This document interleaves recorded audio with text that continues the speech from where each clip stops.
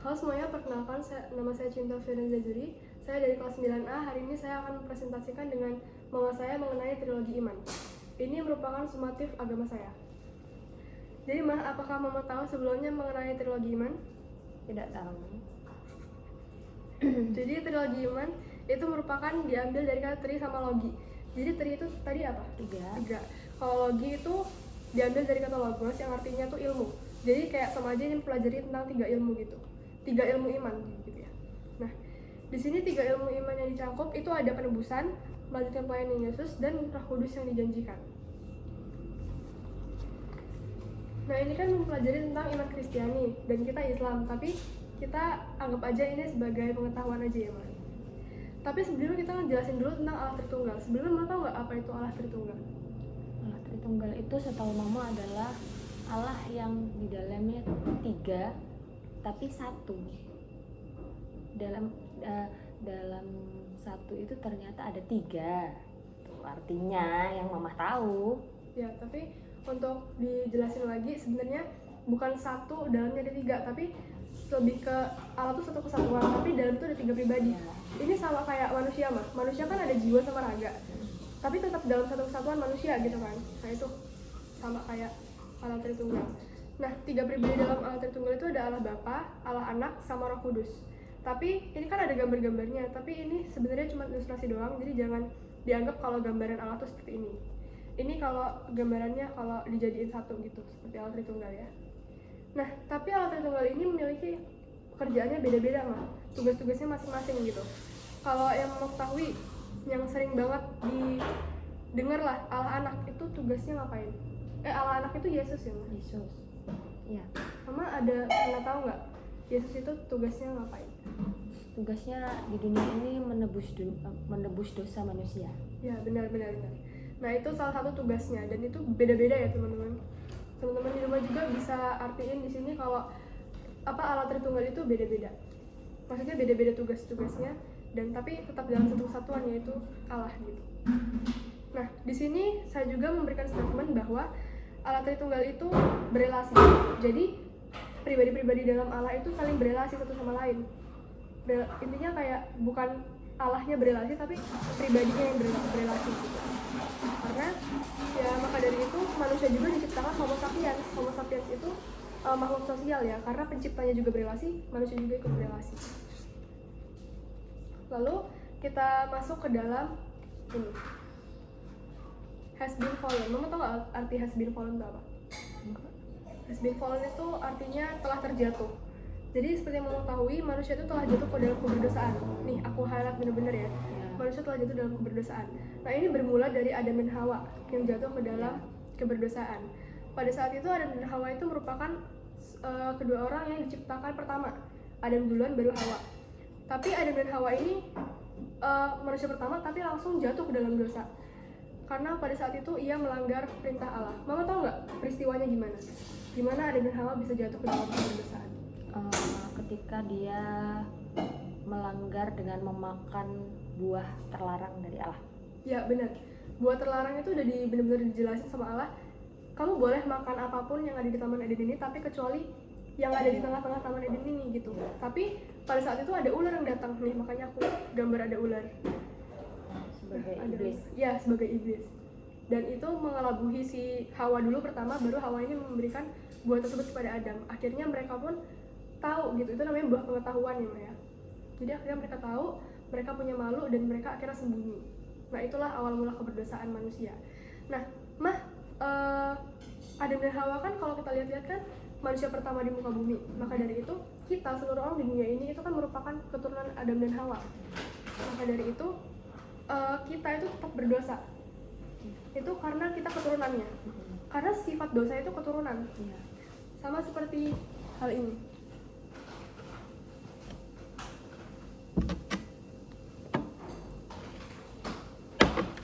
Ini ibaratkan aja manusia pertama ya, Adam dan Hawa. Adam dan Hawa itu berdosa.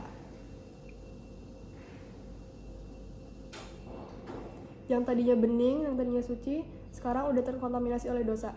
Ini tinta ini ibaratkan aja dosa ya, Maya. Nah, ini jadi hitam kan. Nah ini keturunannya, ini manusia. Manusia awalnya harusnya suci, tapi karena manusia yang baru ini keturunan Adam dan Hawa, mereka jadi ikut terkena dosanya. Nah, kalau Mama lihat, apakah ini masih bening? Enggak, udah terkontaminasi oleh dosa kan? Nah, maka dari itulah yang dinamakan keturunan dosa. Jadi dosa itu bersifat keturunan. Ya, dosa keturunan. Nah, maka dari itu dapat disimpulkan bahwa menurut Mama manusia itu di dunia ini ada yang suci atau enggak? Nggak ada, karena ada dosa turunan, dosa yang sudah diturunkan dari Adam dan Hawa. Tapi gimana kalau pendeta? Gimana kalau ustadz? Sama aja, semuanya tetap ada dosa asal namanya. Dosa asal itu dosa turunan yang dibawakan dari Adam dan Hawa yang mendahului sebagai nenek moyang kita, orang pertama di manusia yang Tuhan ciptakan. Itu namanya dosa asal. Ya, benar-benar banget. Nah, ini juga sama seperti di gambar ini ya. Teman-teman juga bisa lihat di sini, di gambar ini. Manusia itu sudah jatuh ke dalam keberdosaan. Ini seperti dosa dan ini di tangan. Kamu tahu nggak arti tangan ini siapa? Tangan itu adalah Tuhan Yesus Ya, benar yang banget. menebus. Ya, Pada benar. saat Yesus dilahirkan, pada saat itulah dia datang untuk mengorbankan dirinya untuk menebus dosa manusia. Ya, benar. Nah, di sini saya membuat juga statement manusia pada hakikatnya itu berdosa. Karena manusia lahir, karena mereka keturunan Adam dan Hawa, mereka langsung berdosa kan. Karena aku bilang tadi dosa itu berketurunan. Nah, seperti gambar yang Mama lihat ini, itu manusia itu selayaknya terjebak dalam lingkaran dosa. Jadi mereka itu nggak bisa nyelamatin dirinya, kecuali ada satu orang yang emang suci, nggak berdosa sama sekali untuk nyelamatin dia. Dan satu-satunya orang yang nggak berdosa itu yang dapat menyelamatkan manusia itu cuman Yesus. benar. Nah, di sini saya membuat perumpamaan dosa. Mama lihat baik-baik. Ini layaknya orang yang jatuh ke dalam jurang ya. Nah, di sini kelihatan kalau orang yang di permukaan atas itu menolong orang yang di bawah ini. Mama tahu kan kalau di jurang itu kayak ada permukaan atas sama permukaan bawah. Orang yang udah jatuh ke permukaan bawah gak bisa kan terbang naik sendiri. Kan kita nggak punya kemampuan itu ya. Tapi dia membutuhkan orang dari atas permukaan ini untuk menopang dia gitu kan. Nah, ini sama kayak perumpamaan dosa. Orang yang sudah jatuh ke dalam dosa itu sama aja kayak orang yang udah jatuh ke dalam jurang. Sehingga mereka membutuhkan Yesus yang seperti ada di permukaan atas itu untuk menopang mereka naik dari keberdosaan itu. Nah, itulah perumpamaan dosa yang saya buat. Lalu akhirnya karena manusia berdosa dan tidak bisa menyelamatkan dirinya, akhirnya turunlah Yesus ke dunia ini untuk menebus dosa manusia. Tapi sebelumnya, sebenarnya Yesus ini tuh udah dimention dari dulu sebelum perjanjian lama. Mama tahu kan kalau Yesus itu lahir dan menebus dosa manusia di perjanjian baru. Tapi Yesus ini sebenarnya udah dicetus, udah dinubuatkan. Bahasanya tuh dinubuatkan. Nubuatkan itu kayak diramal, tapi ramalnya kayak udah pasti gitu. Sudah dijanjikan. Ya, udah dijanjikan. Nah, ini yang turunnya Yesus ke dunia ini dan menebus dosa manusia ini juga udah dinubuatkan dan udah dijanjikan oleh Tuhan kepada Abraham. Ini dapat Mama lihat dari Kejadian 12 ayat 3. Jadi di sini Mama bisa baca ini. Aku akan memberkati orang-orang yang memberkati engkau dan mengutuk orang-orang yang mengutuk engkau, dan olehmu semua kaum di muka bumi akan mendapat berkat. Nah, berkat yang dimaksud ini adalah Mesias. Mesias itu Yesus. Jadi Allah itu udah menjelaskan bahwa dari keturunan Abraham itu akan lahir Yesus. Yesus yang menyelamatkan dunia ini. Gitu. Nah, di sini juga lahirnya sang Mesias itu juga merupakan kabar sukacita. Penebusan itu merupakan kabar sukacita. Karena melalui penebusan inilah orang-orang berdosa itu dapat terselamatkan. Jadi emang ini tuh udah paling ditunggu-tunggu oleh banyak orang gitu. Tapi Mama pernah tahu kan gimana cerita Yesus penebusan? Kayak dia dicambuk, Disiksa, Ya, dimahkotai mahkota duri, duri, memanggul salib, dan juga sampai akhirnya disalib. Terus mau lihat ini, itu lambungnya di Terakhir, karena setahu Mama dulu, karena Yesus belum mati juga, makanya terakhir lambungnya ditusuk namanya tombak. pakai tombak. Nah, ini memperlihatkan banget kalau penebusan yang dilakukan Yesus itu benar-benar sakit pedih, dan pengorbanan. banget. Di sini aku mau ngasih tahu juga kenapa sih Yesus itu menurut Mama dulu deh. Kenapa Yesus itu harus berkorban sampai dia tuh harus turun ke dunia ini? Karena dia mencintai umat manusia. Benar banget, jawabannya lagi benar. Karena begitu besar kasih karunia Allah Dia yang suci, yang agung itu mau turun ke dunia ini yang penuh hina itu untuk menyelamatkan manusia. Terus di sini juga ada statement bahwa upah dosa ialah maut. Nah, maka dari itu ada harga yang harus dibayar untuk menebus dosa tersebut, yaitu orang yang suci. Tadi saya udah bilang ya, orang suci, orang yang tidak berdosa untuk menebus dosa manusia tersebut. Dan satu-satunya orang yang dapat menebus itu cuma Yesus. Maka dari itu Yesus memang harus disalibkan. Nah, pada saat itu juga maut yang dialami Yesus itu penghinaan tadi yang aku sebutin tadi di sini, yang sampai disalibkan, ditusuk lambungnya, itu mautnya Yesus. Nah, aku mau highlight lagi. Ini mama harus ingat-ingat ya. Manusia yang percaya pada Yesus itu akan memperoleh keselamatannya. Jadi, yang untuk memperoleh keselamatan penebusan ini, manusia itu harus percaya dulu sama Yesus. Dan setelah manusia itu diselamatkan, manusia itu nanti akan hidup kekal di surga bersama Yesus. Ingat ya, manusia percaya akan memperoleh keselamatannya, sehingga memperoleh keselamatannya itu naik ke surga bersama Yesus. Nah, di sini saya juga menjelaskan bahwa manusia itu kan sudah ditebus. Tapi kenapa manusia itu masih berdosa sampai sekarang? Menurut mama kenapa? Karena kurangnya iman. Kurangnya iman. Kurang percaya kepada Yesus. Nah, itu bisa juga. Cuman ini untuk lebih lengkapnya lagi saya mau menjelaskan kalau manusia itu masih bernatur dosa, Mas. Jadi walaupun dia mau ditebus juga, emang dosa itu udah melekat dalam dirinya gitu.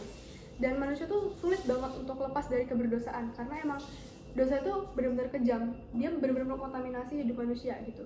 Jadi sulit bagi manusia untuk lepas dari keberdosaan. Tapi mama pernah dengar nggak sih orang bilang kalau manusia itu free will, manusia itu memiliki kehendak bebas? Belum ya. Jadi manusia itu memiliki kehendak bebas, Mas. Jadi walaupun dia udah ditebus, tapi dia dapat melakukan dosa, manusia itu dapat memilih gitu, dia mau melakukan dosa atau enggak. Maka dari itu kayak Pilihan. Itu tuh pilihan. Gitu sebenarnya. Sesuai sama orangnya juga. Dan mama tadi bilang kan, sesuai dengan imannya, sesuai dengan kepercayaannya. Dan kalau manusia itu dipercaya, mereka tuh pasti nggak akan ngelakuin hal-hal yang kayak gitu. Nah, di sini saya mau jelasin tentang Roh Kudus. Jadi setelah Yesus disalib tadi, Yesus itu mengalami meninggal. Karena dia kan setengah manusia, setengah Allah, dia tetap mengalami meninggal. Dan sebelum Yesus itu bangkit, dia tuh pernah menjanjikan kepada murid-muridnya bahwa dia akan memberikan sebuah penolong dan penghibur manusia untuk turun ke dunia ini. Dan penolong dan penghibur manusia itu Roh Kudus. Nah, sehingga ketika Roh Kudus ini sehingga ketika Yesus itu naik ke surga, Roh Kudus ini akan dijanjikan akan turun ke dunia ini gitu. Ini dapat kita lihat juga dari Yohanes 14 ayat 16 sampai 17 dan Yohanes 16 ayat 7. Nah, kedatangan Roh Kudus ini juga sudah dinubuatkan oleh Yohanes Pembaptis. Yohanes Pembaptis itu orang yang pernah membaptis Yesus juga ya, Maya. Nah, di sini dia pernah bilang kalau aku membaptis engkau dengan air, tapi tidak lama lagi kamu akan dibaptis dengan Roh Kudus. Tahu kan mengenai ayat itu? Nah, turunnya Roh Kudus itu dinamakan hari Pentakosta. Dan pada hari Pentakosta itu banyak sekali peristiwa-peristiwa pada saat turunnya Roh Kudus. Yang pertama itu suara hembusan angin ribut. Jadi waktu turunnya Roh Kudus itu kayak ada angin kencang gitu. Terus yang kedua itu ada lidah-lidah api hinggap di atas pengikut Yesus. Ini gambarnya kayak gini. Jadi orang-orang percaya pengikut Yesus itu di atas kepalanya itu ada lidah-lidah api gitu. Terus yang ketiga itu kemampuan para murid untuk berbicara bahasa asing. Bahasa asing ini bukan kayak bahasa Spanyol, bahasa Inggris gitu, bukan kayak gitu, tapi lebih ke bahasa roh. Jadi kalau mereka mau melakukan penginjilan itu bisa sampai ke orang itu walaupun beda bahasa gitu. Intinya mereka tetap nangkep gitu. Yeah. Nah, Roh Kudus ini juga berperan pada saat hari Pentakosta. Pertama kali peran Roh Kudus itu ada pada khotbah Petrus. Jadi di sini Petrus berkhotbah. Ini khotbah Petrus. Khotbah Petrus itu dilakukan pada 3.000 orang pada saat itu di hari Pentakosta. Nah, di 3.000 orang itu Roh Kudus itu berperan. Ia menggerakkan hati orang-orang yang mendengar khotbah khotbah Petrus, sehingga orang-orang tersebut itu tergerak hatinya dan akhirnya dia melakukan pembaptisan. Benar-benar 3.000 orang semua itu dilakukan pembaptisan. Dan karena pembaptisan inilah dinamakan jemaat mula-mula. Gitu. Nah, lalu lanjut, itu kelanjutan pelayanan Yesus. Nah, kelanjutan pelayanan Yesus itu adalah menyebarkan Injil, memberitakan Injil, Mas. Jadi kalau setiap orang itu memberitakan Injil, itu kerajaan sorga itu semakin berkembang gitu. Nah, kerajaan sorga bagi banyak orang kan dikiranya kalau mereka mati, mereka masuk surga. Mereka harus mati dulu untuk memperoleh surga. Tapi di sini ajaran ini itu enggak. Surga itu sekarang dan nanti. Jadi surga itu ada pada orang-orang percaya, dan surga itu nanti ketika Yesus turun kedua kalinya untuk penghakiman. Gitu. Nah, dalam memberitakan Injil ini juga dibutuhkan peran Roh Kudus. Jadi Roh Kudus inilah yang memampukan manusia, yang menguatkan manusia dalam melakukan penginjilan. Nah, seperti tadi Petrus itu dimampukan oleh Roh Kudus dalam melakukan penginjilan, sehingga 3.000 orang itu tadi kan dibaptis. Nah, ketika ini saya juga highlight ini, ketika seseorang sudah dipenuhi Roh Kudus, orang tersebut akan memperoleh keberanian dan diberikan kemampuan dalam menyebarkan Injil. Nah, dulu banyak nggak mamah dengar para rasul yang memberitakan Injil sampai mereka mati martir? Mama tahu nggak mati martir itu apa? Martir itu mati yang membela agama ya? Ya benar. Kalau dalam agama kita itu sama kayak mati syahid. Iya. Jadi kayak syahid, mereka martir, rela mati demi agamanya. Mereka mau mati demi menyebarkan Injil gitulah intinya. Seperti ada kayak Petrus, terus para rasul lainnya kayak mereka sampai dikulitin, mereka dipenggal untuk menyebarkan Injil juga. Nah, tapi di sini ada dua perbedaan, mah. Penyebaran Injil dulu sama penyebaran Injil sekarang. Penyebaran Injil dulu itu dilakukan oleh para rasul. Mereka tuh sampai keliling dunia untuk menyebarkan Injil. Tapi kalau sekarang manusia itu harus menyebarkan Injil itu bisa juga dengan menyebarkannya kepada sesama, seperti yang saya lakukan saat ini, menyebarkan ke mama. Intinya kayak saya tuh penyebaran Injilnya dari Bu Penny, mah. Dari Bu Penny ke saya, ke mama. Nah, itu secara estafet gitu. Nah, itu yang dinamakan menyebaran Injil secara estafet. Nah, sekarang kita mau bertanya-tanya dulu.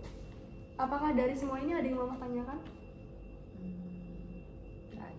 Nggak ada, udah paham? Cukup paham. Nah, saya mau nanya dulu, menurut mama, kalau manusia itu udah meninggal, jangan manusia, orang yang iman Kristen ini meninggal, mereka itu bakal masuk surga atau masuk neraka? Ini menurut mama aja ya. Kalau menurut mama, antara surga dan neraka itu bukan kapasitas kita untuk menjawab, karena itu haknya Tuhan. Hak mutlak Tuhan untuk menentukan dia masuk surga atau neraka. Itu ya menurut mama ya. Jadi kita tidak bisa mengasumsikan sendiri bahwa kita itu berhak. Layak atau tidak layaknya itu hanya Tuhan yang bisa menentukan. Oke, tapi sebenarnya kan tadi aku udah bilang, setiap manusia percaya itu akan memperoleh keselamatannya, dan keselamatan itu masuk surga. Nah, itulah mah. Jadi ketika manusia itu udah percaya, mereka udah pasti masuk surga. Kalau Kristen kayak gitu. Iya. Tapi kembali lagi bahwa percaya itu kan iman, ya kan? Percaya itu iman yang tidak bisa diukur oleh manusia, makanya hubungannya hanya dia dan Tuhan yang tahu, gitu. Karena iman itu adalah percaya. Kita tidak tahu kepercayaan orang lain itu kepada Tuhannya seperti apa, kita tidak bisa tahu. Yang tahu hanya dia dan Tuhannya. Oke. Itu bisa juga. Tapi menurut mama, kenapa kalau orang mikir udah percaya, kenapa orang banyak masih yang mencuri, banyak orang yang masih bilang dirinya karena dia tidak beriman, karena dia tidak takut dengan Tuhan. Orang yang takut sama Tuhan, dia akan lebih banyak berbuat yang baik daripada yang tidak baik, karena dia merasa bahwa Tuhan mengawasi dia. Itu adalah ciri-ciri orang beriman. Ciri-ciri orang beriman adalah ciri-ciri orang yang takut akan Tuhan. Oke, jadi intinya orang yang percaya nggak akan mungkin ngelakuin hal-hal kayak gitu yang dilarang Tuhan. Tuhan kan punya yang setahu mama adalah ada dalam Kristen maupun Katolik itu adalah 10 perintah Allah. 10 10 perintah Allah itu banyak ya, mungkin Cinta tahu ya apa aja. Di situ kan sudah jelas tidak boleh mencuri, tidak boleh membunuh, tidak boleh menginginkan manusia dan sebagainya. Dari situ orang yang sudah tahu dasar-dasar itu, orang yang sudah tidak takut akan Tuhan, dia sudah tahu 10 perintah Allah itu, jadi dia tidak akan melakukan kejahatan. Oke, tapi sebenarnya statement mama bagus, tapi jangan sampai statement mama ini membuat mama mikir kalau orang Kristen harus membuat yang baik-baik dulu supaya mereka tuh percaya.